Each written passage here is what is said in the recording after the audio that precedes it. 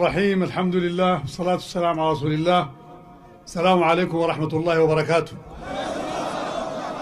أولا نترحم على شهداء القوات المسلحة وشهداء الشعب السوداني وشهداء ولاية غرب دارفور والفرقة 15 من أخونا الوالي وغيد الفرقة وكل الذين مضوا وقدموا حياتهم في سبيل الحفاظ على وحدة السودان وأمنه واستقراره.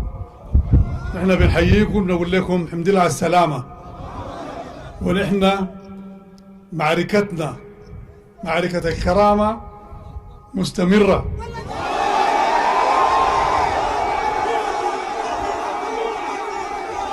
ومعركة استرداد كل موقع من السودان دنسته أقدام هؤلاء الخونة. المعركة ماشية وحتصلها.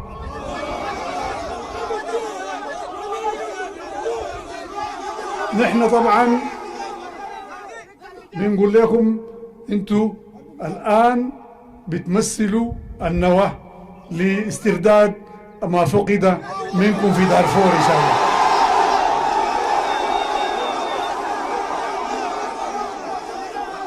أخوانكم الآن قاعدين ما زال موجودين هناك في بعض المواقع داخل مناطقهم بيقاتلوا التمرد، وعندكم أخوانكم الآن مجمعين في كوستي وفي القضارف وفي خشم القربة وفي مناطق أخرى كثيرة وفي سنار. كلهم حيجهزوا حيستعدوا عشان يمشوا ومعانا نحن ومع السودانيين كلهم عشان نسترد ما سلبه هؤلاء المرتزقة. نحن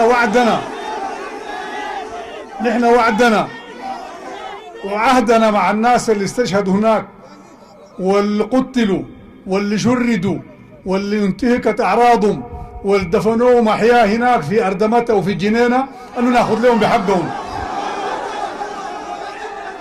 كل السودان وكل العالم شاف الجرائم القبيحة والبشعة اللي ارتكبوها المتمردين وأعوانهم في ولاية غرب دارفور، وكل العالم شهد بأن هذه القوات المتمردة ارتكبت جرائم حرب وجرائم ضد الإنسانية في ولاية غرب دارفور وفي كل بقاع السودان. لذلك نحن ما عندنا صلح معاهم، ما عندنا اتفاق معاهم. نحن لازم ناخذ حقنا وحق الناس اللي ماتوا ديل وحق الناس اللي قتلوهم وعذبوهم ودفنوهم أحياء. وانا هنا دي فرصة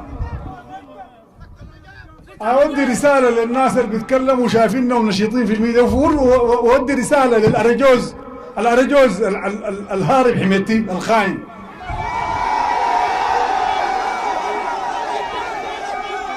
أرجوز قاعد ينكت لبعض الناس ويضحكوا. هو كان وين 8 شهور؟ كان لابد وين؟ كان مختفي وين؟ اختفاء والفترة السابقة دي كلها بقى كده انه هو زول جبان ما قادر يواجه زول. غاشي اهله وغاشي بعض الناس البسطاء والمساكين بانه عنده دين. دين وين؟ انت بتقتل الناس وتنهبهم وتسلب اعراض وتنتهكها وغاشيهم. يهين في الشعب السوداني ويقتل في الشعب السوداني وينبذ في الشعب السوداني، وفي ناس بيصفقوا له وفي ناس بيضحكوا معاهم.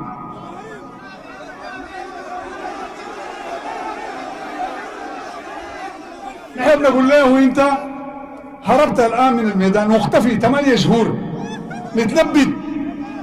نحن الجيش كله عارف لو في زول قعدنا في بدروم ولا قعدنا في حته، الجيش شاهد. انا كنت قاعد الفتره دي كلها على الضباط ديل والعساكر ديل بتاع الحرس ديل، ما خرجتهم ولا نازل حد منهم شبر.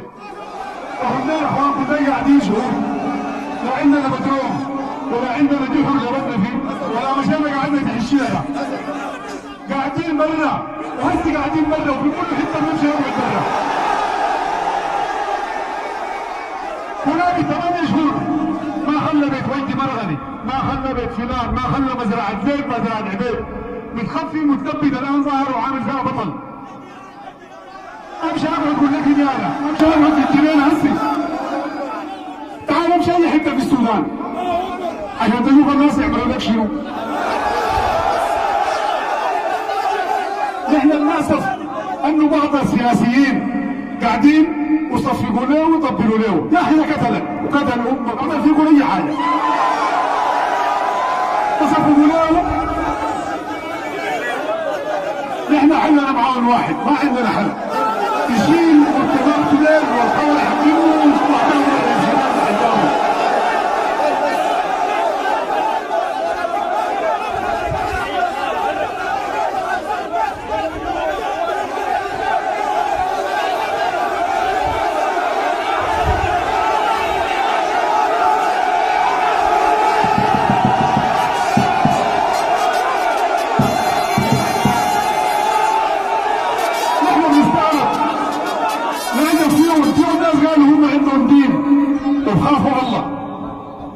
واحد منهم قريب يتكلم اسمه عبد الله حسين قطر قام انا بعرف عامل فيها عنده دين ولابس مقصر بنطلونه وانصار سنه. يا اخي انت عندك دين زي تقتل الناس زي تنهض الناس. المتمرد ذاته الخاين ده الخواف الجبان اللي بتيجي الى سبحه. يا اخي تقتل الناس وتنتهك اعراضهم وتسلب مالهم وتشردهم وتقول دار في بلاد ديمقراطيه. ما فين بتجيبك؟ الضحك على الناس ده 200 والنفاق والكذب ده 200 من زمان. محل ما قتلوا زول يقول دير ما ناسنا دير مندسين. الفقد الاعتصام بيقولوا دير ما ناسنا دير مندسين. النهضه الناس بيقولوا دير ما ناسنا دير مندسين. يا اخي انتوا تضحكوا على الناس 200 بتغشوا الناس 200. احنا كنا ظانين انه فيكم خير وفيكم خير للسودان لكن اتضح ان انتوا دايرين تدمروا السودان. دايرين تدمروا شعب السودان. والظاهر الان في الجزيره ده بوري حقيقه انه الان القرى اللي بيهاجموها والمناطق اللي بيقتلوها ما فيها جيش. كلهم مواطنين ابرياء عزل مشوا هاجموه نهبوه شالوا مالوا شالوا بيوتهم. انتوا شهود على الكلام ده. الجيش كان قاعد في ارقمتها في الجنينه. الجيش كان قاعد في ارقمتها. باقي في الجنينه ذنبهم شنو؟ الناس الموجودين في القرى والحلال ذنبهم شنو عشان تقتلهم وتشيل مالهم وتحرق بيوتهم وتغتصب نسائهم وتدفن اولادهم. ده كله نفاق وغش وخداع للراي العام وخداع للسودانيين. نحن كلنا شايفين وكلنا عارفين وبنحذر الناس السياسيين. اذا انتم سياسيين وطنيين احسن تبعدوا من هذا الارجوز. احسن تبعدوا منه. الزول ده بيضحككم الليله وبكره زي ما عمل في باقي السودانيين بيعمل فيهم. وبرضه بكل مؤسف بعض دول الاقليم تصفق له. بعض دول الاقليم بتصفق له وتستقبل استقبال نحن المساله دي ما بنقبلها ولا بنرضاها وفيها اهانه للشعب السوداني وفيها اهانه للسودان كله.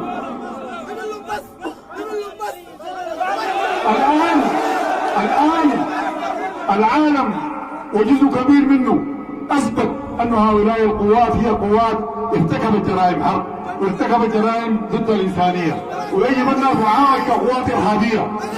يجب ان تعامل كقوات ارهابيه. ما عندنا معاه كلامنا معاه في الميدان. كان قتلونا ومسكوا السودان ده بخيت عليهم بخيت وسعيد عليهم. لكن احنا قاعدين وانتم قاعدين ما تقوم لهم غايبه. نحن نتكلم عن مفاوضات واضح. قلنا والله ما الناس زي الحاجه دي تكييف ويطلعوا من بيوت الناس ومن ممتلكاتهم ويرجعوا الحياه اللي نهبوها ويحاسبوا الناس اللي ارتكبوا الجرائم دي. ما في سلام ولا في مفاوضات ولا في حاجه.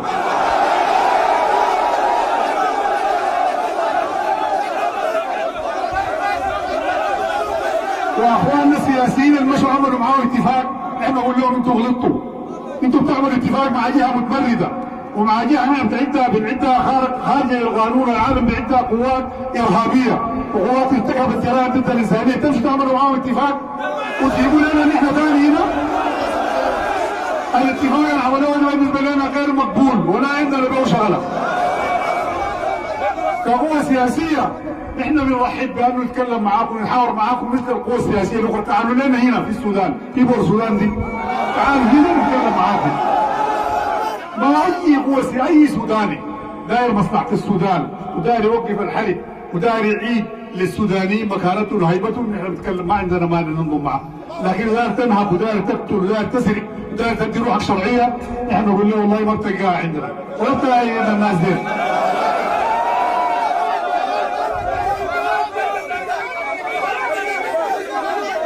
على العموم نحن بنحييكم، نقول لكم نحن ساعين وحنمشي لقدام وحنعد لمعركة الكرامة. والآن الشعب السوداني كله وقف معانا، والشعب السوداني كله داير يقاتل، والشعب السوداني كله داير يتسلح عشان يحمي مع الجيش البلد. نحن بنفتكر انه الان شباب اللي بيعدوا نفسهم للقتال المنضوين في مجموعات المقاومه الشعبيه، نحن نقول لهم تعالوا انضموا قاتلوا مع الجيش. ما بنقول لكم تعالوا انضموا قاتلوا مع الجيش، واي زول بيقدر يشيل السلاح يجي ينضم مع الجيش يخش يقاتل مع الجيش. واي زول في منطقته في حلته نحن بنمكنه انه يدافع عن نفسه، يدافع عن بيته، يدافع عن ماله. لانه شو شفناه نحن في الجزيره وشفناه في دارفور وشفناه في مناطق انه المواطن هو المستهدف والشعب هو المستهدف ما الجيش. عشان كده نحن بنرحب بالمقاومه الشعبيه اللي حاصله الان دي، ونقول لهم بنسلحهم. الناس زعلوا والله نقول بنسلحهم، اي سلاح عندنا حندي لهم. لكن هذا السلاح يجب انه يقنن ويحفظ عند القوات النظاميه ويكون معروف ومسجل، لانه مشان ما يعمل لنا مشكله في المستقبل. لكن الان اي منطقه فيها مواجهه والله متوقع انه العدو يمشي ينهب او بيوتها يسرق مالها، نحن كان عندنا سلاح بنديهم، كانوا عندهم سلاح يطلعوه، كان عندهم بيقدروا يجيبوا سلاح يجيبوا، ما حنقيس قدامهم ولا حنمنعهم. السودان الان في معركه تحت يكون او لا يكون، والشعب السوداني قدام تحدي، يظل يعيش والله يظل يعيش تحت العبوديه وتحت الاستعمار.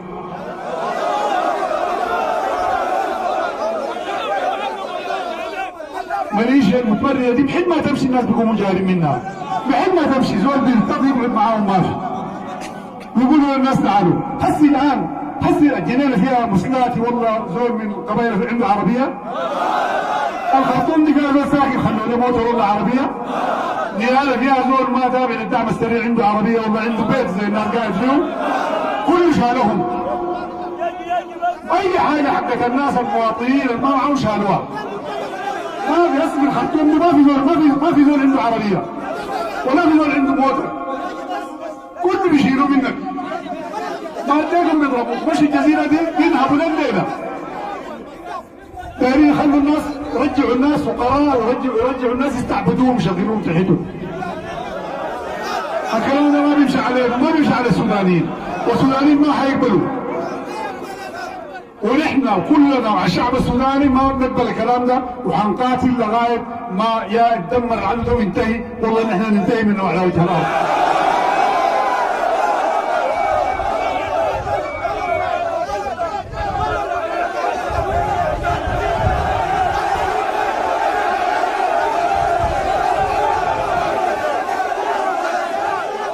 لكم التحيه ولكم التقدير، وتجينا عشان ناكد لكم انه والله قضيتكم والشيء مرقكم من اهلكم من هناك ومرق اهلكم من بيوتهم، نحن ما بيسقطوا عندنا ولا بنروح ولا بننساهم، ولا الشعب السوداني بينساهم. شو بس انتوا من وين؟ من الجنينه من دارندوك جيت وين هنا؟ اجاكم شنو؟ لو ما في ظلم هناك، ولو ما في عدوان هناك، ولو ما في انتهاك هناك، ولو ما في تطهير عرقي واباده جماعيه هناك، كان الناس قاعدوا في عند اهلهم هناك. لكن دي جرائم كلها قاعد يرتكبوها هؤلاء الخونه المرتزقه.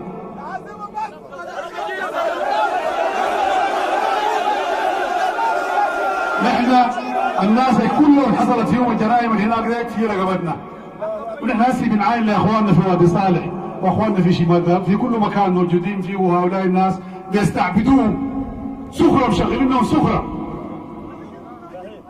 نحن نقول لهم الحكايه دي قربت قريب ده.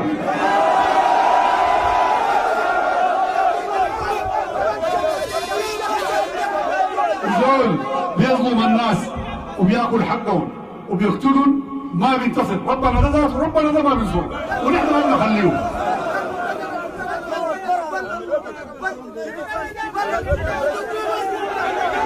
لكم التحية ولكم التقدير، ونحن بنستعد، وانتم وين هسي؟ كلنا نجهز رقبتنا عشان نمشي قدام. فين هسي؟ نجهز رقبتنا عشان نمشي قدام. السلام عليكم ورحمة الله وبركاته. الله أكبر.